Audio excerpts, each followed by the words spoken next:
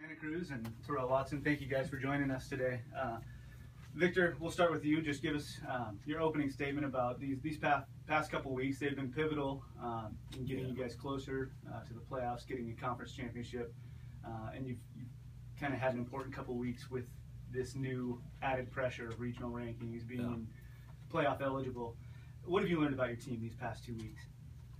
Well, I think what I've learned is first, our team is just full of these warrior men we talk about, the men who are striving to be the best person they can be, growing up as quickly as they can to demonstrate on the football field the grit we believe it takes to be successful in life. I mean, none of them are perfect, no one is, but I think collectively they've galvanized themselves to be a family on that football team, a family on the football field. They prepare well. They look at each opponent as just a brand new, fresh face to be challenged with, and they really believe in themselves as a group, but they also believe just that their best football is ahead of them. So I've seen them grow each week. And so I've learned in these last few weeks that our team is hungry. Our team has a lot of grit. I've learned that our team can take it on the chin and swing back and keep going. I think like any great heavyweight fighter, you've got to have the ability to take some punches and continue to keep going and then keep swinging. So we've obviously seen in the last few weeks the very best shot that these teams have get coming at us. One thing about our program right now with the success we've had is now you're no longer the hunter, but you're the hunted. And so we like that perspective. We understand that we get everybody's best shot every time they play us, and because of us being at Azusa Pacific. Now, the actual, quote, pressure of playoffs, it's like I said, once again, that's a negative connotation how I see it. It's more of an enthusiasm. It's an aggressiveness for us to keep clawing and scratching to push this program further and further to achieve that desire of national dominance that we want. We want to be in that national conversation year in and year out. We've got a ways to go. We're hungry as to work at it with today. And then, Coach, we'll give you a chance to talk about Terrell in a minute. But Terrell, first of all, you've been nominated for the Harlon Hill Trophy, Division II's top individual award. Tell us how this season has gone for you as you kind of wrap up your career, and also just what's the experience like of being put up for this award? I feel like it's been great being able to see where this program have gone in the last 4 years. This season in particular, I feel is very special. Just the fact that you have a whole bunch of guys that's willing to take it on the chin and ride through the hard times and just play. And I mean, if you go out there and watch the guys play, you've seen that we're playing for more than just winning. We're playing because we love each other, and that's a big difference from this team. I feel like it's like that every year, but this year you could definitely see it in the guys' eyes. Coach, back to the playoff situation. Do you feel the GNAC is not getting the respect, at least the way the rankings have been coming out? It kind of seems that way. Well, I can't say. I mean, I think depending on where your vantage point is, I think you can always make a case for that. And I'm sure everyone at this time of year, no matter what league you're coming from, has probably feels like, hey, can we get more respect with everything? Our league is an amazing league, and I think we're full of great coaches. Like I said, talented players, next level players. We understand week in and week out, it's very tough. It's very tough football. We understand that, week one, where we had to go on national television and then beat the then number 2 ranked team in the country.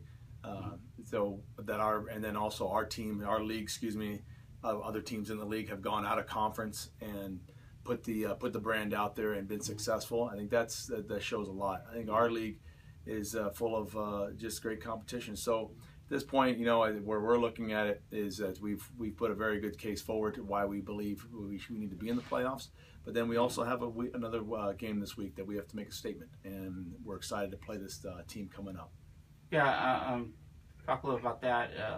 Do you feel you've done enough? I mean, like I said, you still have a game to play, right, so you still have something to show.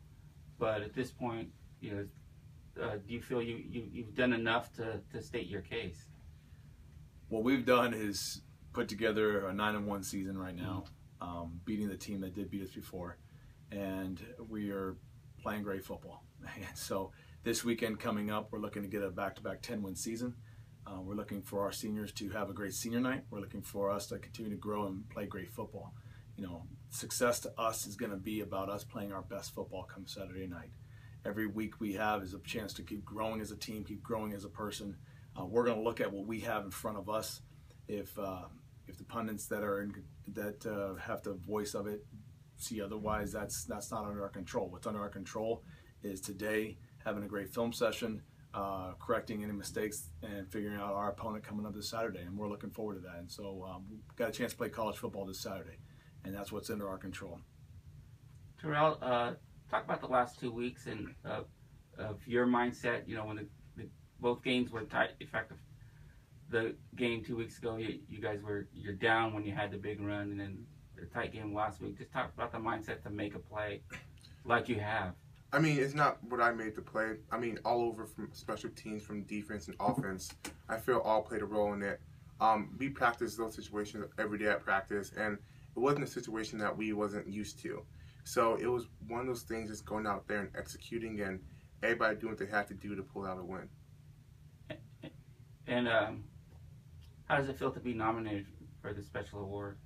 I feel like it's great. I mean, we have another player, offensive lineman Cody Clay, that's nominated for another national award.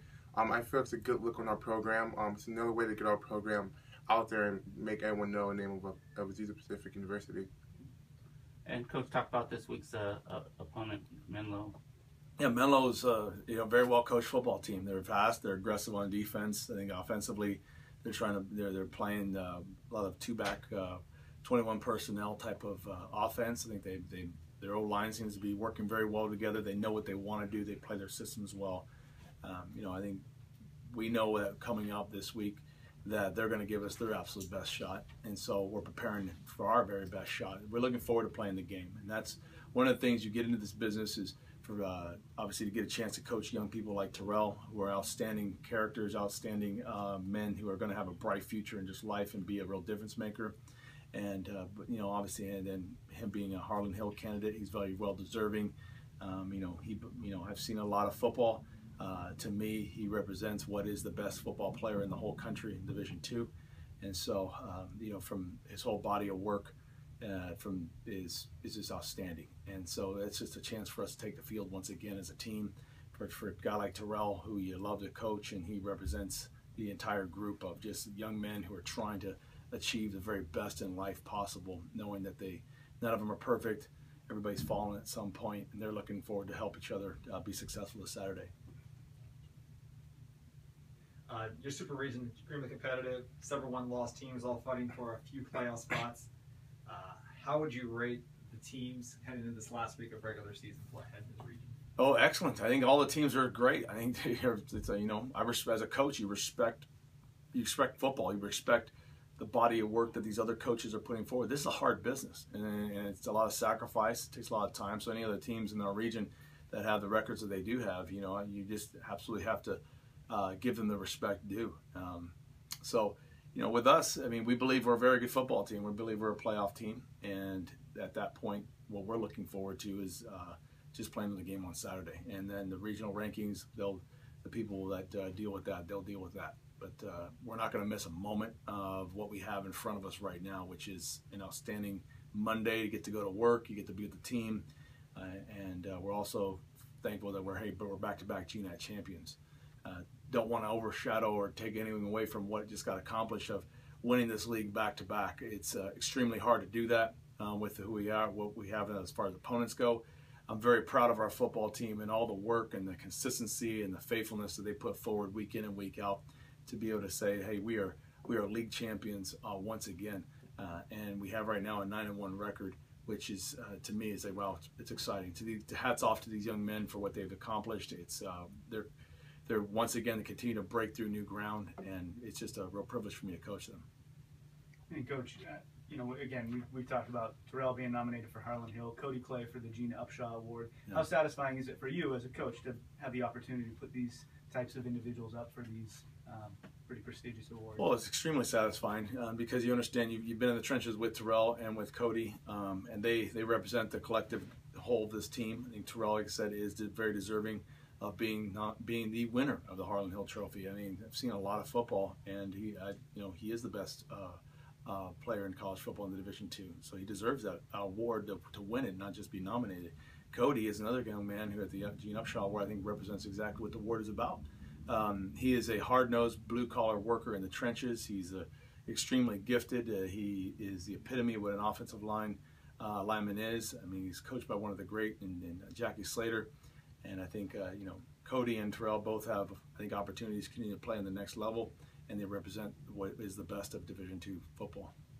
And Coach, talk a little bit about your defense now. After that South Dakota Mines game, you limited Western Oregon. They're one of the most explosive offenses in the league. Yeah. You held them under 20 points. Now 6 points to Simon Fraser, Right. which is another team with a lot of dangerous weapons. What excites you the most about the way your defense is playing right now? And then actually Terrell follow up with, as a player, what's it like seeing the way the defense is adjusting? Well, I think coming into the season, especially Grand Valley, we all talked about this week one, was just how young they were. To see them go through this season and continue to grow and continue to take the hard coaching and say, man, they just want to get better. And, coming off the South Dakota Mines, where I think we allowed way too many strike plays to happen, they responded well to the coaching. They want to get better. There's an amazing growth mindset in this football team, and these young guys on defense have just owned it. And they said whatever it takes every week to get better and to get better, learn the systems and the techniques, and also prepare themselves well to play great defense. We understand that every phase has a role in this team's success. And I think speaking for the defensive young guys there, or all the guys on the defense, they want to make sure they don't let their teammates down. So they're going to work hard, and I think it's collectively just how our whole team is. And just they want to make sure they put their best foot forward for each other. I realize their defense aspect, our defense loves to be challenged, and when you challenge our defense, they always stand up and they'll make a stand. And from what Cruz said, I've seen our defense grow, and just not with our defense, but our offense too. I've seen our offense be able to put points on the board and be able to execute when we had to execute, be able to do 2-minute drill and be efficient at it. And I've seen from both sides of the ball, both teams grow. Yeah, I'm going to just say on what he's saying too. I think what I liked about this last game against Simon Fraser is that the units all worked together extremely well. You saw that the defense was able to get the ball back before the half was over. You got to see the offense come back and make a quick 2-minute drill, be able to get that touchdown going into halftime.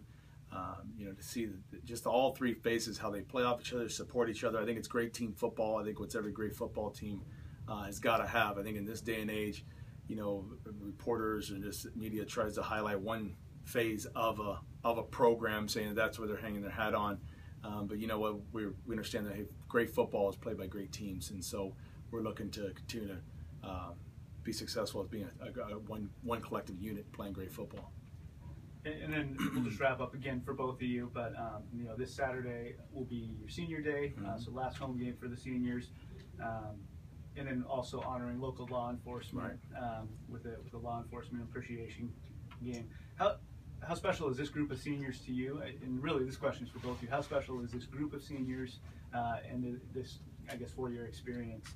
And then the second part of that would be, actually, just go ahead and answer that one first. I feel like this year, my last 4 years have been great. It's been great to see our team grow and develop. It's awesome and just a great experience to be able to see the seniors that you played with since freshman year. Now we're all adults and 21 and 22 and some are 24. And it's just really cool to see how we all have grown and shaped into the men that coaches have wanted us to be and how God wants to be. I feel like this game is important because it's our last game we know we have for sure. So it's one of those things you just got to embrace the moment and just live in the moment and not miss the moment. So he says it well. I mean, these are just great young men, and I'm privileged and proud of them. I'm proud of all the experiences we have to go through. They've grown up, consistently grown, and have a growth mindset. They have a big vision for their life. I know they're going to be successful in life after. We talk about all the time. We understand that life's not sunshines and rainbows. It's going to be tough, and these are tough young men who they're great character guys and they're difference makers. So they're going to make a difference in the communities wherever they go to. They are gentlemen who've realized that they're not an island. They need each other, and they're going to be someone I think is going to really change the communities later on. So this coming up this Saturday, I'm really proud we get to honor them, get to honor their families that made it possible for them to be here. We also get to honor the law enforcement in the area. Really proud of that. Want to also make sure we today just recognize the Marine Corps' birthday today and say thank you for all the men and women who put themselves in harm's way for the Marine Corps, and appreciate that, and also the Veterans Day tomorrow.